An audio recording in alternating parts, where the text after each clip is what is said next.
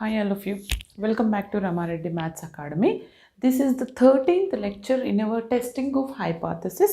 Testing of hypothesis లో మనము large శాంపిల్స్లో 4 టెస్టులు చూసామండి. అది మాత్రమే ఎంఎస్ఎఫ్ వాళ్ళకు ఉంది, estimations and large sample. This small sample only COSM and what probability stats and complex variables వాళ్ళకి మాత్రమే ఉంది. ఇది ఎంఎస్ఎఫ్ వాళ్ళకి లేదు. టెన్షన్ పడొద్దు. టెస్టింగ్ ఆఫ్ హైపోథసిస్లో మీకు లార్జ్ శాంపుల్ మాత్రమే ఉంది ఎంఎస్ఎఫ్ వాళ్ళకి. మిగిలిన వాళ్ళందరికీ స్మాల్ శాంపుల్ కూడా ఉందండి, including these two, large and small. Small శాంపుల్లో నేను small sample for T test for difference of mean, T test for single mean చూసాము. ఇంకా పేడ్ టెస్ట్ ఉంది, అదొకటి కవర్ చేయాలి. తర్వాత F test and chi square test ఉంది. ఈరోజు ఎఫ్ టెస్ట్లో యాక్చువల్గా F test for equality of variance మనకి ఇక్కడ చూడండి, మనకి ఇప్పుడు ఇక్కడే తెలుస్తుంది. వేరియన్స్, ఈక్వాలిటీ ఆఫ్ వేరియన్స్ ఉంటే then go for the F test. లేదంటే ప్రాబ్లంలో మనకి ఎలా అడుగుతారంటే test whether 2 samples are taken 2 normal populations are not అని అడిగినప్పుడు అంటే మనకి వేరియన్స్ ఈక్వల్గా ఉండాలి, మీన్స్ ఈక్వల్గా ఉండాలి. ఓకేనా? 2 వేరియన్స్ ఈక్వల్గా ఉండాలి, మీన్స్ ఈక్వల్గా ఉండాలి. అలాంటప్పుడు మనం ఇక్కడ వేరియన్స్ టెస్ట్ అంటే ఏంటిది, ఎఫ్ టెస్ట్ చేస్తాము, టీ టెస్ట్ కూడా చేస్తాము. అది ఎలానో నేను ప్రాబ్లమ్స్లో ఎక్స్ప్లెయిన్ చేస్తాను. First of all F test అని ఎప్పుడు ఐడెంటిఫై చేయాలి మనము, test whether 2 samples are taken from normal population or not అని అంటారు. మీకు ప్రాబ్లం చూస్తే క్లియర్గా అర్థమవుతుంది. ఎఫ్ టేబుల్ ఎలా చూడాలన్నది కూడా నేను ఎక్స్ప్లెయిన్ చేస్తాను ఈ వీడియోలో. ఓకే, చివరి వరకు చూడండి. ఇంకొకటి ఏంటంటే first test procedure is same for all tests. కానీ ఇక్కడ ఏమంటున్నాను నేను, ఇక్కడ మనకి ఏంటిది sigma 1 square, sigma 2 square equal అనుకోవాలి. ఎందుకని ఆల్టర్నేట్ నల్ హైపోథసిస్ అంటే బోత్ వేరియన్స్ ఈక్వల్ అని తీసుకోవాలి. తర్వాత మోస్ట్ ప్రాబబ్లీ మనం ఇందులో alternate hypothesis is always not equal ఉంటుంది మ్యాక్సిమం ప్రాబ్లమ్స్లో. అండ్ నెక్స్ట్ టెస్ట్ సిగ్నిఫికెన్స్ ఏంటంటే 5% ఆర్ 1%. ఎందుకంటే మనకి ఎఫ్ టేబుల్లో ఓన్లీ 5%, 1%కి మాత్రమే ఉంటుంది, రిమైనింగ్ 10%కి ఉంటుందండి. ఓకేనా, గుర్తుపెట్టుకోండి. తర్వాత టెస్ట్ స్టాటిస్టిక్స్ ఫార్ములా ఏంటంటే S1 square by S2 square. యాక్చువల్గా S1 is greater than S2 అయినప్పుడు మనం ఇది యాక్చువల్ ఈ ఫార్ములా తీసుకుంటాము. S1 square by S2 square when it is S1 is greater than S2. దాన్నే ఎలా రాయొచ్చు, greater variance upon smaller variance అంటాము. S1 ఎలాగనుకున్నాం, ప్రీవియస్ ప్రాబ్లంలో చెప్పాను. S1 స్క్వేర్ అంటే ఏంటిది, sigma summation of X minus X bar whole square by N1 minus 1, first sample size minus 1. S2 square means summation of y minus y1 whole square by N2 minus 1. ఈ విధంగా తీసుకొని find out చేసిన తర్వాత ఈ S1 S2 వాల్యూలను నేను ఇక్కడ substitute చేస్తాను.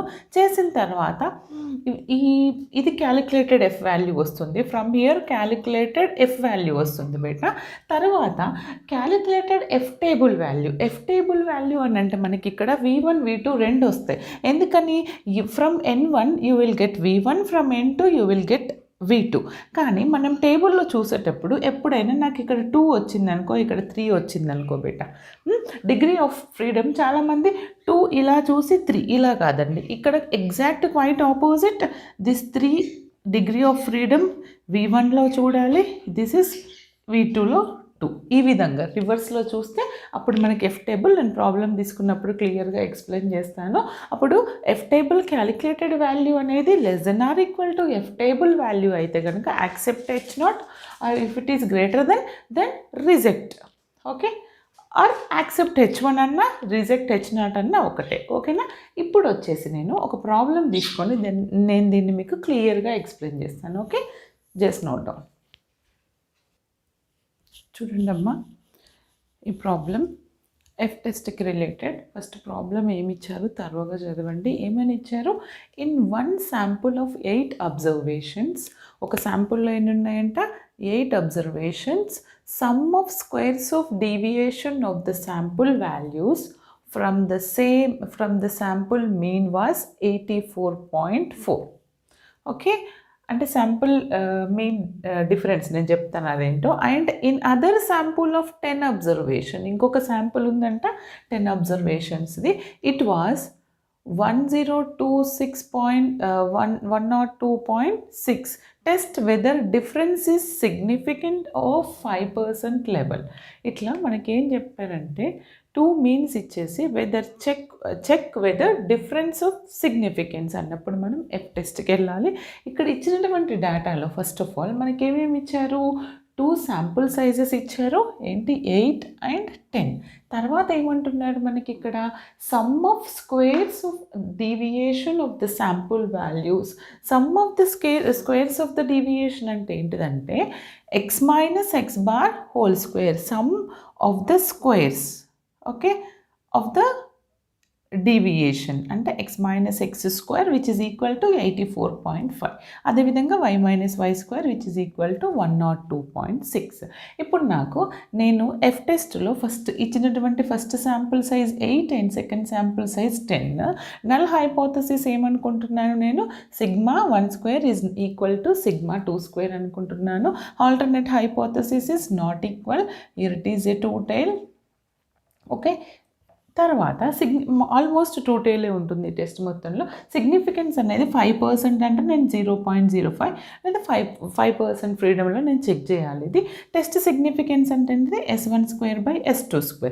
ఇచ్చినటువంటి ఈ 2 డేటాలను యూస్ చేసి నేను S1 వాల్యూ కనుక్కుంటాను. How to find S1 value? మనకి S1కి ప్రిన్సిపల్ ఉంది, x minus x bar whole square by n1 minus 1. Okay, ఇప్పుడు ప్రీవియస్ ప్రాబ్లంలో ఆల్రెడీ చేసాము. నేను n1 అంటే ఏంటిది, నాకు ఫస్ట్ శాంపుల్ యొక్క అబ్జర్వేషన్స్ 8, రైట్? 8 minus 1 అంటే 7. దీన్ని సింప్లిఫై చేస్తే నాకు ఈ వాల్యూ వచ్చిందండి, which is equal to our S1. అదేవిధంగా నేను దీన్ని సింప్లిఫై చేస్తే ఇక్కడ 9 ఎట్లా వచ్చింది, 10 minus 1. This is equal to S2. Okay, నాకు S1 వాల్యూస్ వచ్చింది, S2 వాల్యూస్ వచ్చింది. ఇప్పుడు నేను ఏం కనుక్కోవాలి, ఎఫ్ వాల్యూ అంటే ఏంటిది, డిఫరెన్స్ ఆఫ్ దీస్ 2. ఏంటిది, the greater observations, greater values upon smaller values.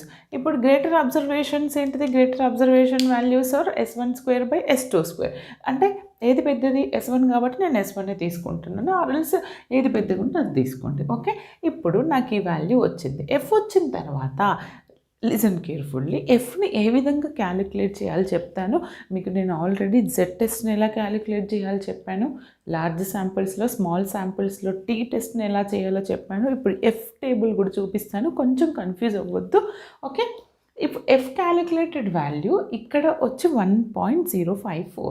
నాకు ఎఫ్ టేబుల్ వాల్యూ ఎలా తెలవాలని అంటే, ఇచ్చినటువంటి ఫస్ట్ శాంపుల్ సైజ్ ఎంత బేట, 8. 8 minus 1 అంటే నాకు 10 వచ్చింది, 8 minus 1 7 వచ్చింది, సారీ. తర్వాత 10 minus 1 అంటే 9 వచ్చింది. ఓకే, అంటే నేను దీన్ని V1 అనుకుంటున్నాను, దీన్ని V2 అనుకుంటున్నాను. ఎప్పుడైనా టేబుల్ని తీసుకున్నప్పుడు ఇటువైపు V1 తీసుకోవాలండి, ఇటువైపు V2 తీసుకోవాలి. Listen carefully. నేను ఇప్పుడు ఎఫ్ టెస్ట్లో మనకి రెండు టైప్స్ ఉంటాయి, ఒకటి 5%, ఒకటి 1%. అదేంటో నేను మీకు చూపిస్తాను. చూపించిన తర్వాత టేబుల్ వాల్యూ ఎట్లా క్యాలిక్యులేట్ చేయాలి, degree of freedom V1 V2. V1లో 7 చూడాలి, V2లో 9 చూడాలి. ఓకేనా, ఇప్పుడు చూడండి నేను మీకు క్లియర్గా చూపిస్తాను.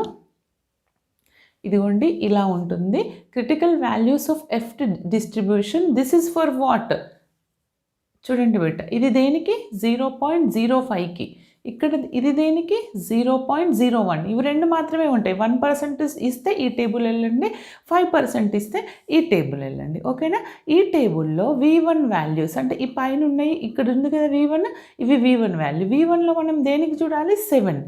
V1లో 7. 1 second.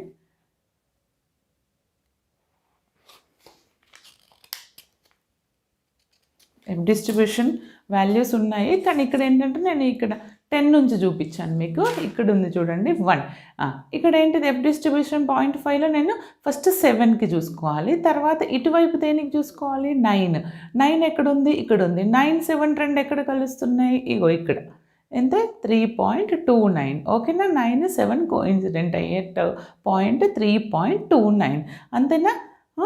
ఓకే, ఇప్పుడు నాకు 3.29 వచ్చింది కదా, అంటే డిగ్రీ ఆఫ్ ఫ్రీడమ్ ఈజ్ 3.29. ఎట్లా చెప్పాము మనము? 0.55% టేబుల్ నుంచి V1 V2ని బేస్ చేసుకొని 3.29 అని చెప్పాను. బట్ క్యాలిక్యులేటెడ్ వాల్యూ ఎంత వచ్చింది? 1.054, అంటే which is less than of the table value. ఈ క్యాలిక్యులేటెడ్ వాల్యూ అనేది నాకు టేబుల్ వాల్యూ కంటే చిన్నది. ఓకే, 1.054 ఈజ్ లెస్ దెన్ 3.29, అంటే this F calculated is less than F table value, therefore accept H0. Okay, నాకు టైం ఉంటే నేను remaining videos and remaining problems కూడా అప్లోడ్ చేస్తాను. Maximum I going to cover chi-square test ఇప్పుడు కానీ morning కానీ cover చేస్తాను. బాగా రాయండి. All the best for your exams. ప్రతి ఒక్కరూ ప్రిపేర్ అవ్వండి. అన్ని చాప్టర్స్ చూసిన వాళ్ళు 4th యూనిట్ ప్రిపేర్ అవ్వండి. లేదు అనుకున్న వాళ్ళు ఓన్లీ లార్జ్ శాంపుల్ చూసుకొని వెళ్ళండి. టెన్షన్ పడద్దు. లాస్ట్ మినిట్లో అన్నీ చూసి మర్చిపోకండి. ఓకేనా? All the best for your exams and thanks for watching.